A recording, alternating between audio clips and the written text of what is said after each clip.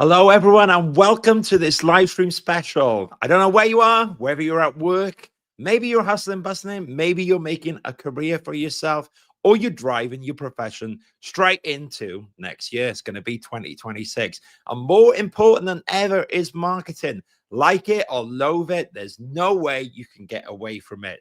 Over the last 5 years, what I've been doing is making a lot of mistakes. My goodness. But I've also found some things that work. I've also read a few things, if you can believe it, watched a lot of videos, and more importantly than that, I've actually had to myself experiment with what works in marketing to get known in a very busy space. Now, it's been a little while since I've done a live stream, but you can comment and you can add questions along the way.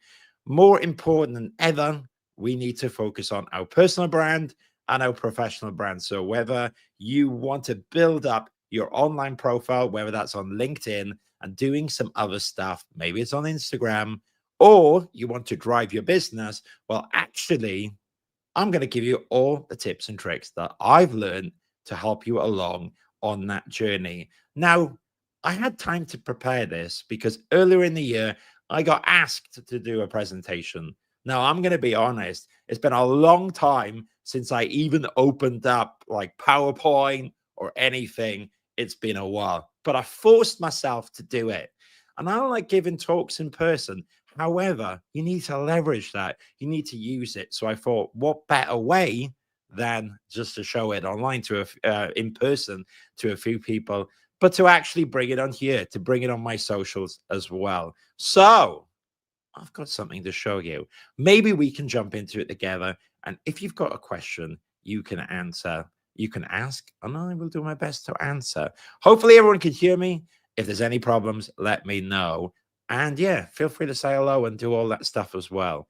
So I'm going to bring you live what I presented. For better or worse, this was the presentation. Okay.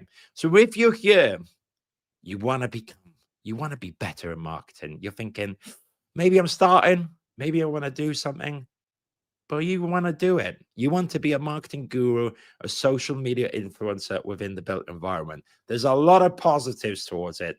It's helped me so much in my business. You've had this idea for a while and you're toying with it. So you want to be a social media influencer? Well, let me load up the thing first. The first question I got to ask you is, are you sure? Because let me tell you, if it's a flittering thought or if it's a doubt or something you think, I might play with it, that's fine. But if you want to go ahead and further in your career, well, guess what? It's going to take a lot of time and commitment. But if you're a hardcore person or you're a bit insane and stubborn like myself, then that will probably serve you well. So the first question I want you to ask yourself is, am I sure? Do I really want to do this? And if you are, then great. This is the presentation for you. What most people think social media influencer is like is that woohoo, you're going down the street. It's amazing. Roles are coming in. It's easy. You walk into a room and everyone knows you. And guess what?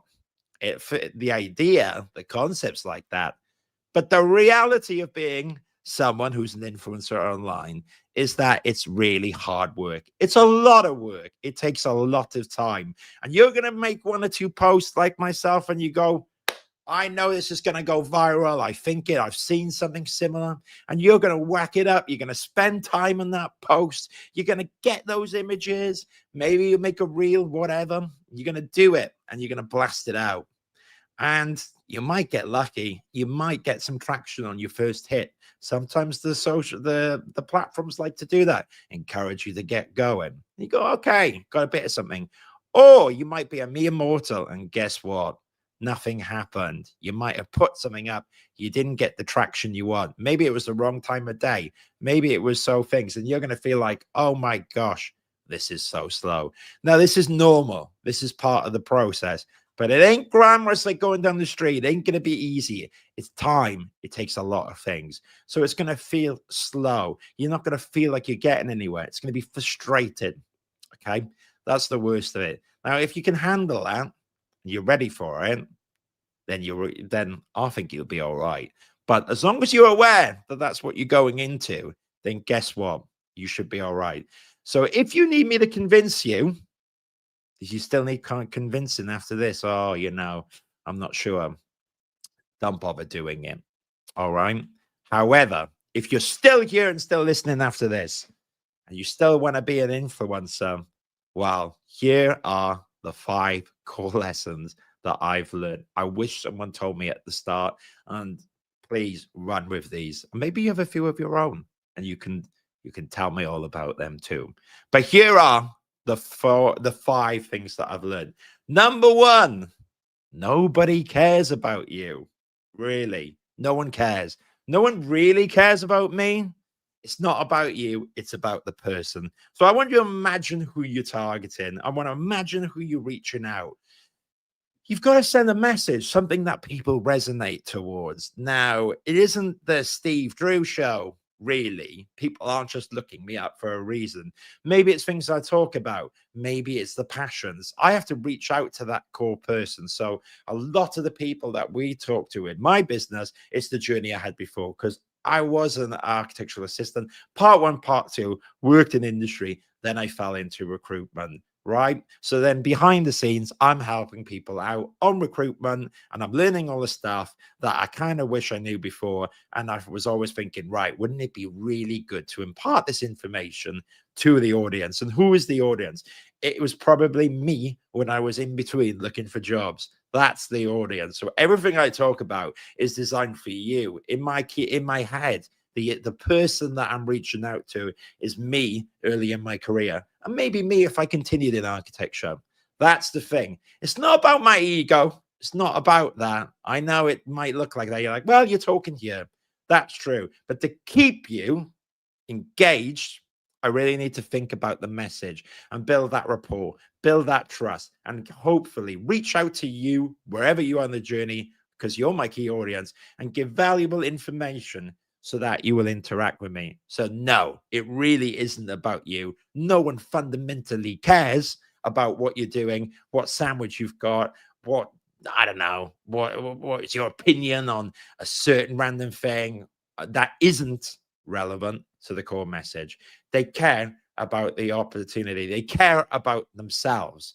And if you can help people along the journey, they're more likely to stick with you. So number 1, no one cares about you.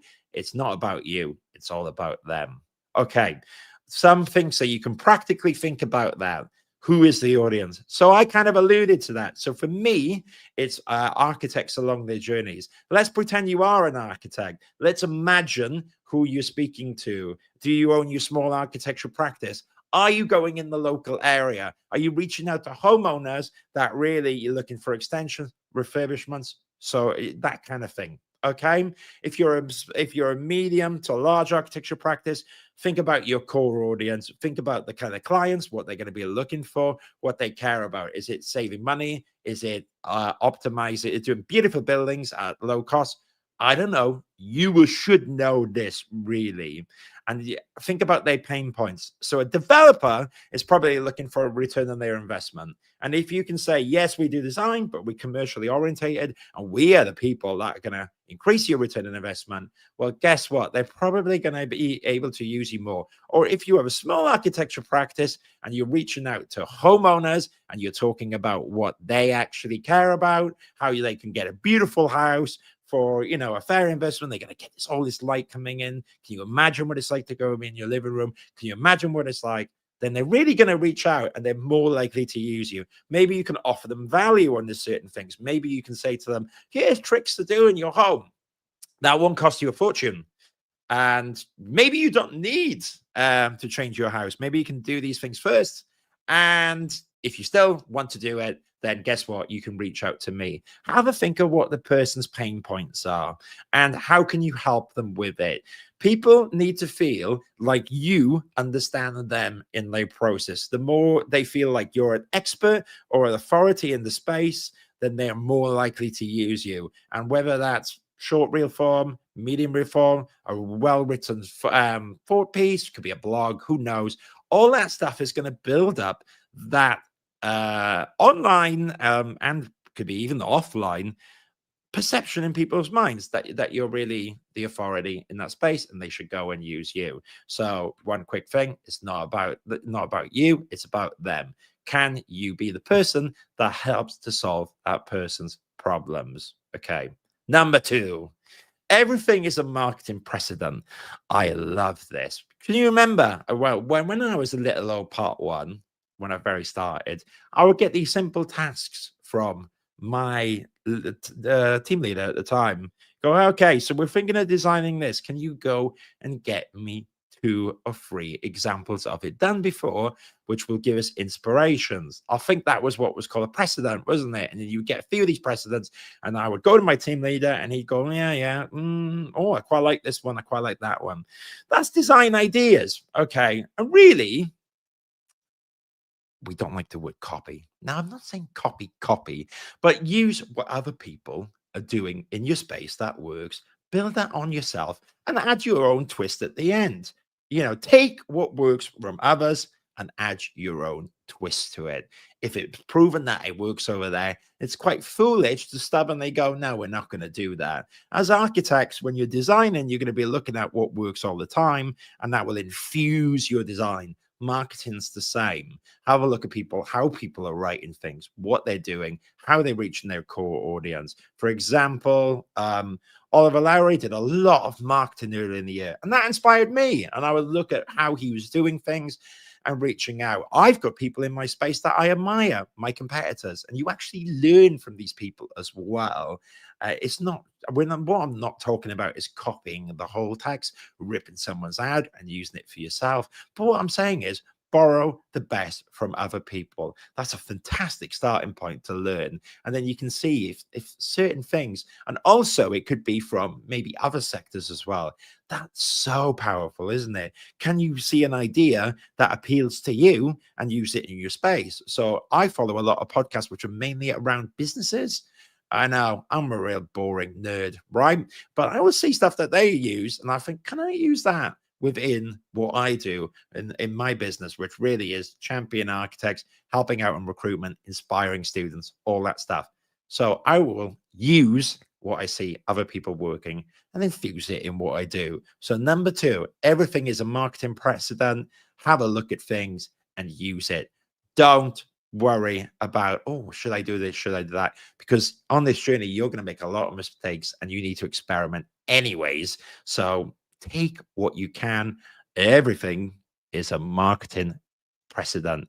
Now, if you got a question while we're going through this, I'm going to keep an eye on the comments as we go. But otherwise, I'm going to assume that everything's clear and we'll crack on. Now, if you're watching the replay, you can put a comment and I'll catch you later on my team. And we can go through that as well. Number 3. Oh, not number 3 yet. We're going to break down number 2. So again, everything's a marketing precedent. Let's see what I meant by that. Who are your friendly competitors? What are they posting? What is gaining traction? Why is it working?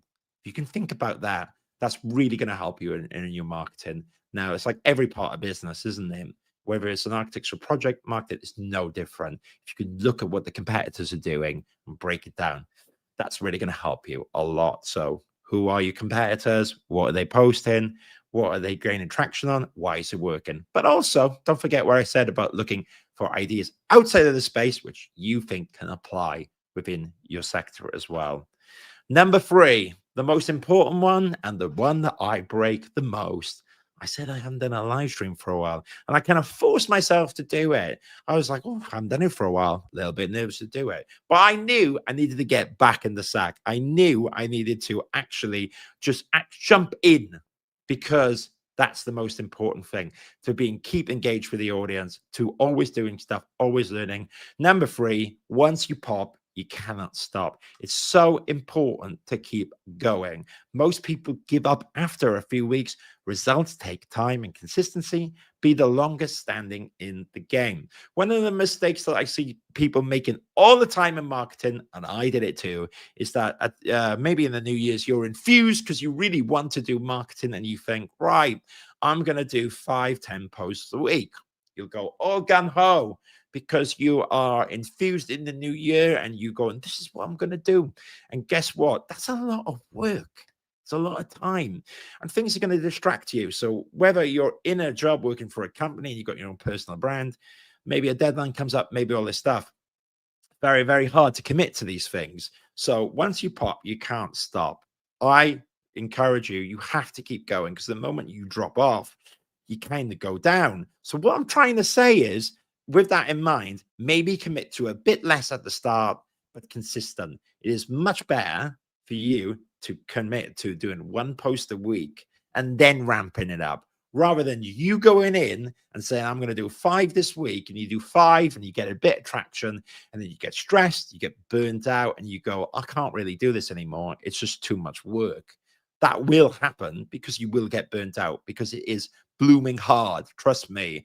I've got busy in my business many times. Now I've got a team of 6. I think it's 6, including me. Gosh.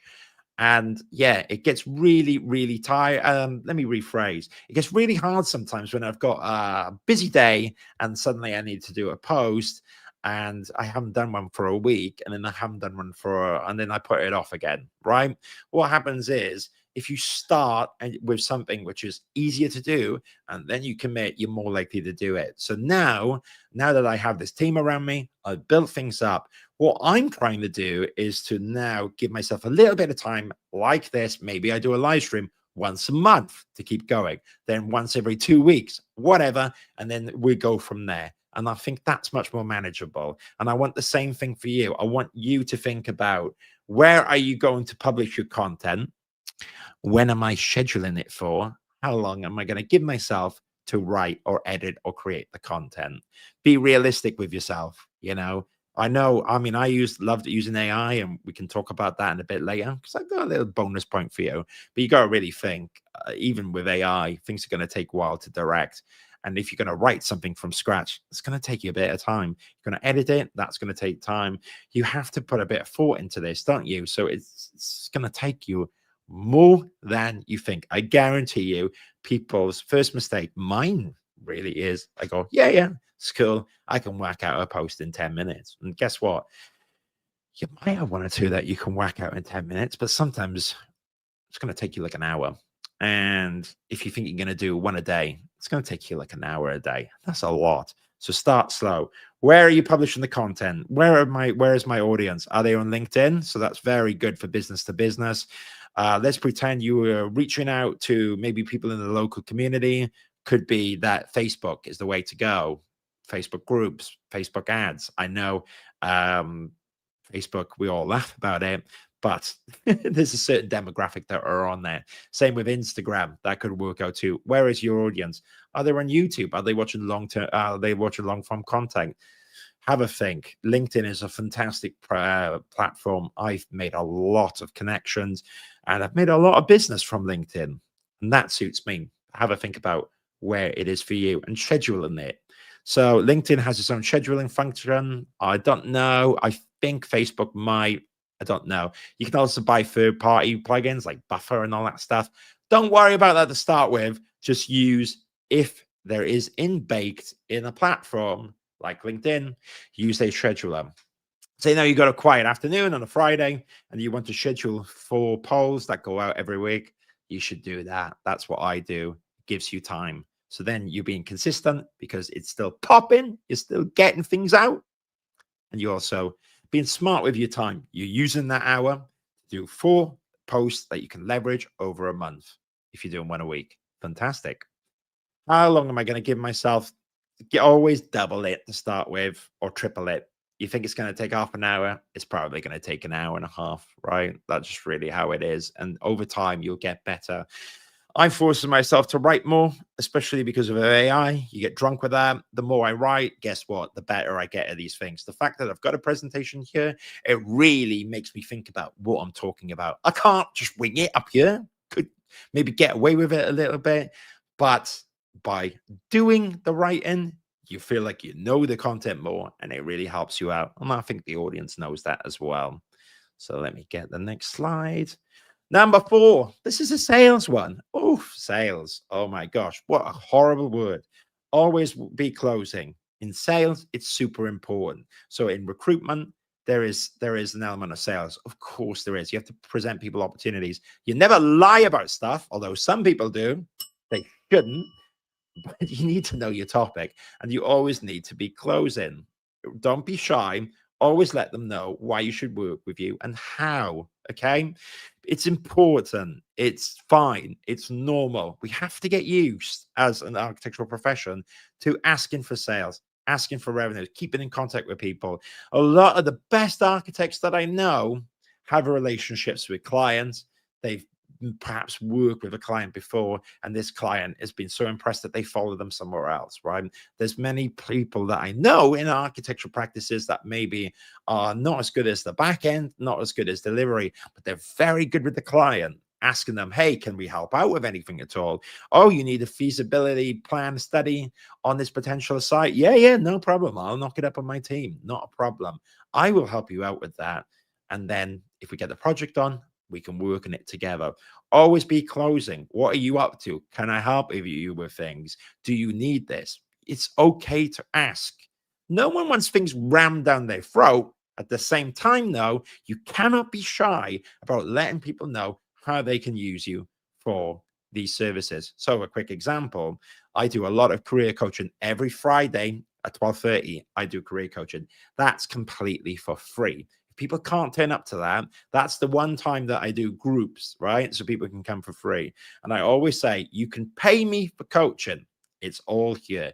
All right. I give them an option, like a like an easy free traction option. But I'm not shy to say, if that doesn't work for you, or you can't do that time, then you can pay for coaching here.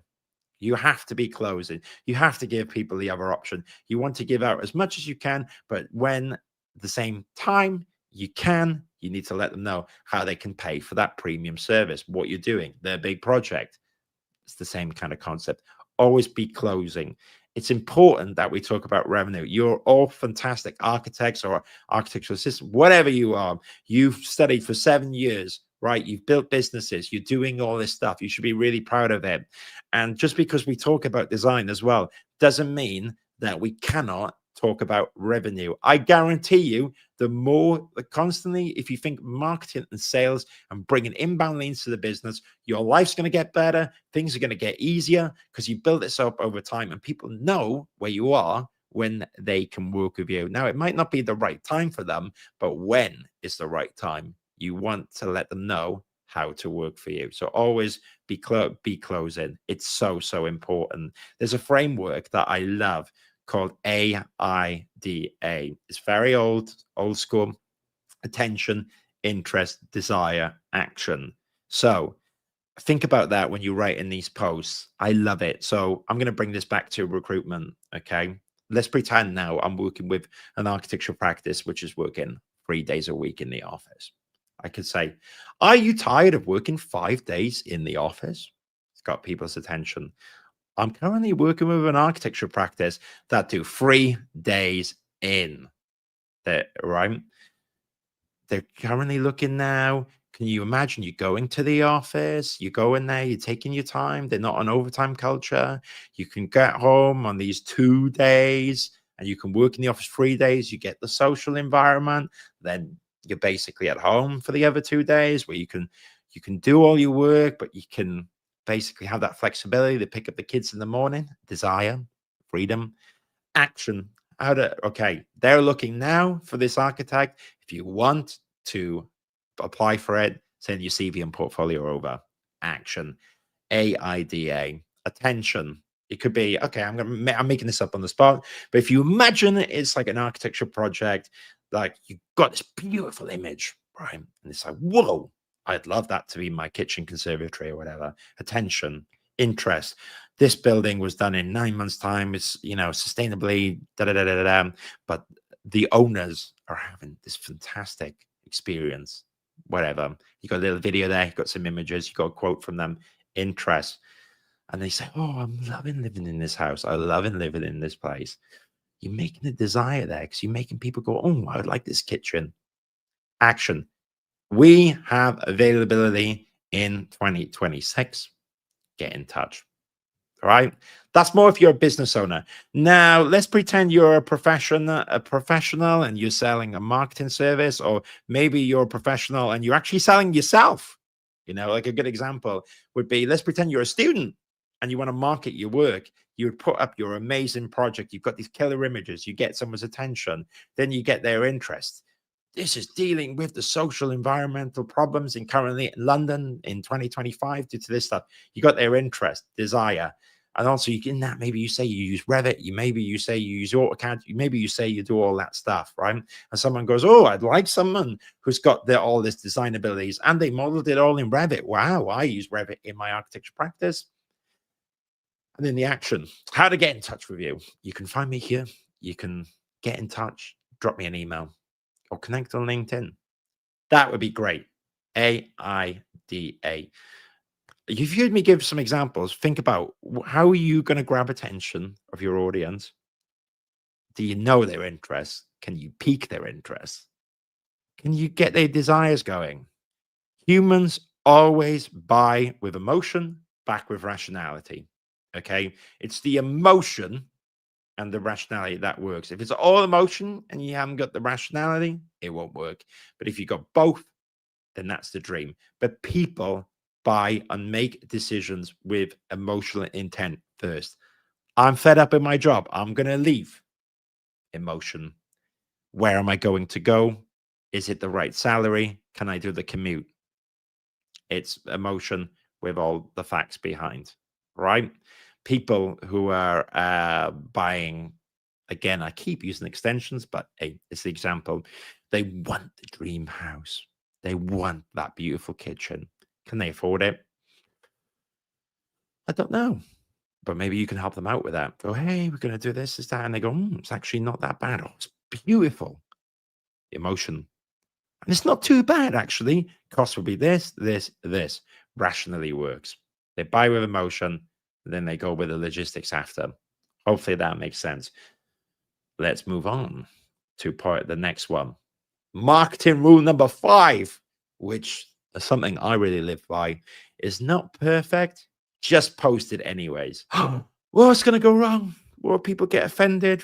Or a live stream like this? What if you say something wrong? What if the internet goes out?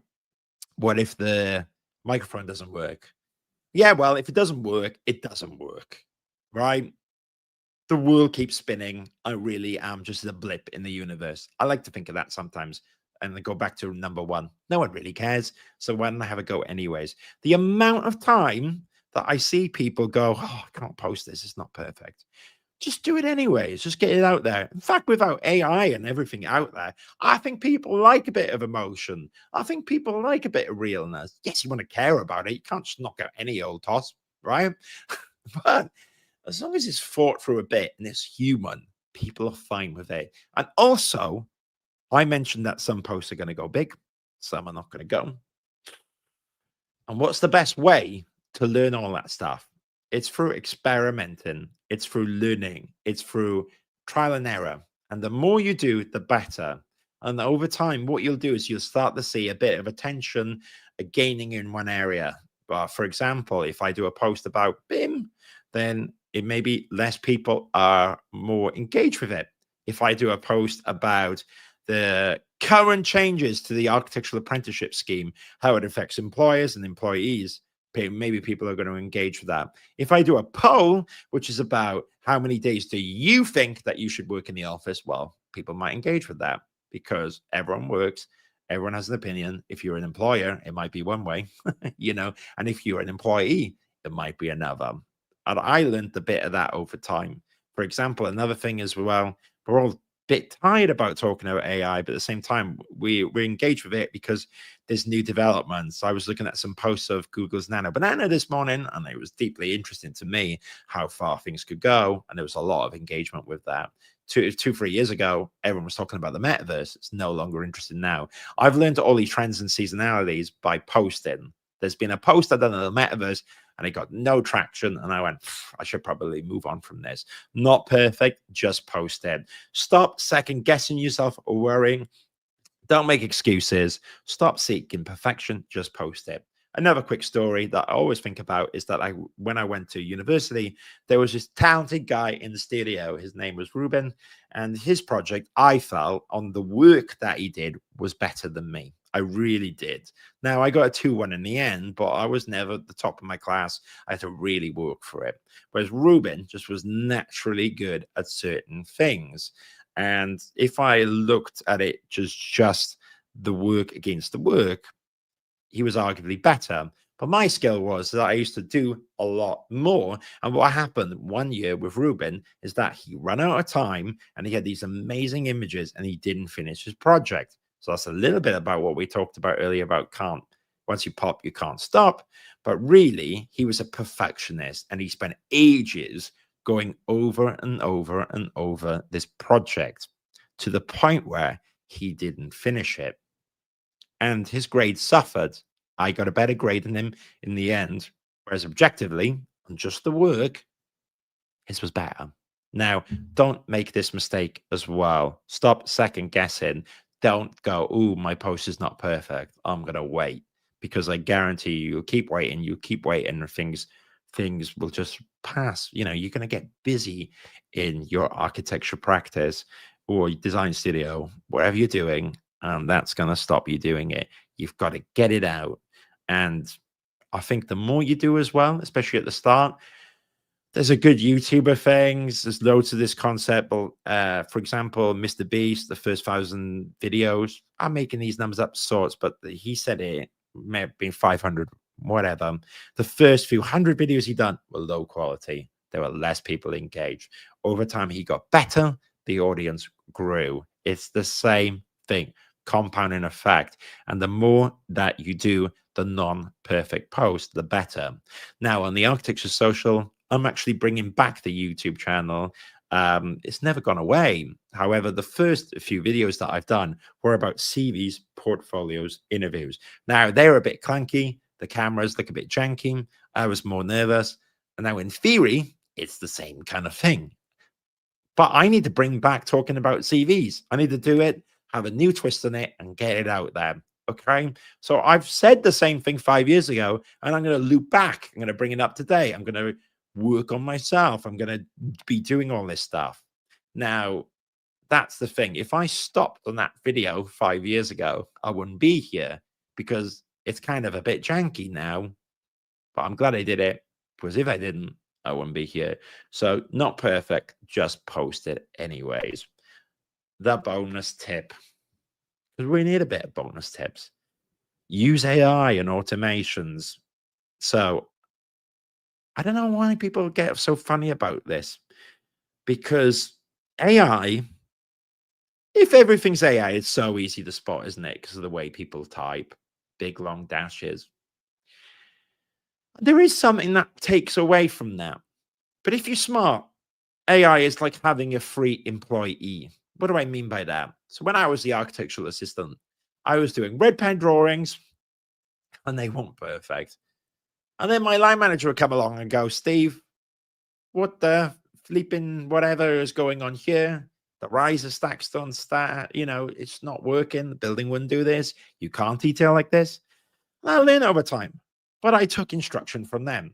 That was the old school way of what AI is. Effectively, you're like a team leader and you have someone to do the legwork for you. Use AI like that. It's like the free marketing assistant that every company or employee, or if you're on your own or student, has access to for under £20. You can pretty much hammer AI to do first drafts, give ideas, and then you tweak it, you humanize it, and help with your workflow. I like this fact. I know it's a big variation, but I just love that it's real. Between 7 and 60% of news content is AI generated or mixed. Make your life a bit easier. 7 to 60% is huge, but I love that it's not zero, right? You go on BBC, you go on all this stuff. The news content that we all read, it's AI generated. And I can start to see some of the things there. And it depends what it is. If it's a thought piece, I want to know about it. If it's a job ad, yes, I'd like someone to really have looked over it. But I do job ads all the time in the business. half of my clients use AI to do the first draft. Those bullet points, probably AI'd. You want to add characteristics to it. You want to add the personal touch. But are you honestly going to tell me that the original bit is not AI? I don't think that's realistic at all. So I want you to use AI, and don't think like, oh, just because I've used AI a bit, I'm cheap. I'm not being the real deal. I think there's a place for like a newsletter where you don't use AI and it's just yourself. It's not a big essay. I think that's great.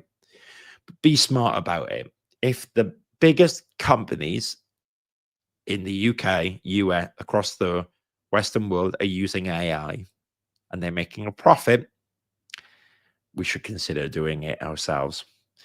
And here's a quote that I like to talk about, kind of leave it at that.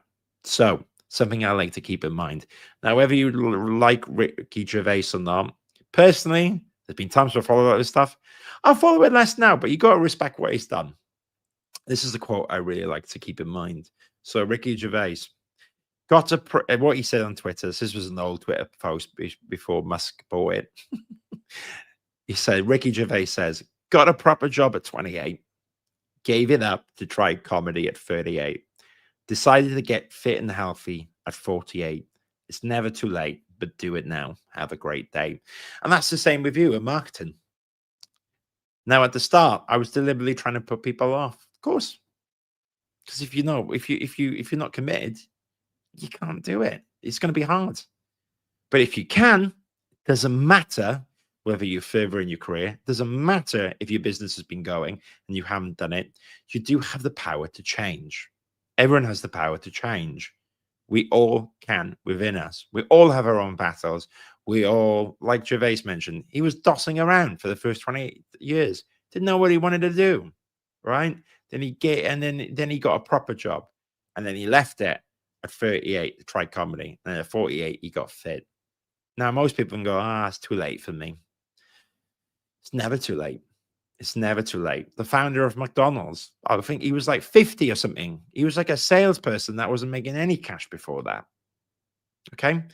There's so many people I know that have bounced online, blossomed further in their career. Diary of a CEO. I don't watch many episodes anymore. I remember though, when it was in its infancy. And I think the Stephen Bartlett, it was like 3 years where he didn't do anything. And then he picked it up and he went ahead. And now it's arguably one of the most biggest podcasts in the UK, across the world.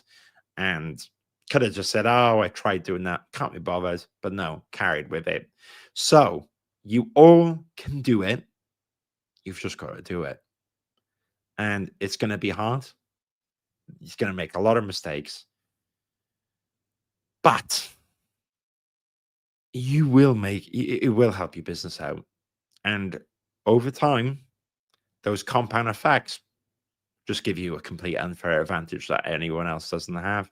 Most people don't want to do it. It's very uncomfortable being online. It's very uncomfortable at first getting your feelings out there. It's very uncomfortable when you make a post that doesn't work. It's very uncomfortable if, like, I do a live stream and suddenly the sound doesn't work. Boy, that's happened a many few times. But do I let that stop me? Does that stop you? No, it shouldn't. And you all can do it. You're architects. Do you know how hard it is to study architecture? And look at the stuff that gets thrown in the industry, right? Currently, basically, the architecture profession has been under pressure for ages. And you all are qualified, and you're passionate. You keep going. And you're hardworking. And we all know you can get another job in another industry, and it might remunerate more.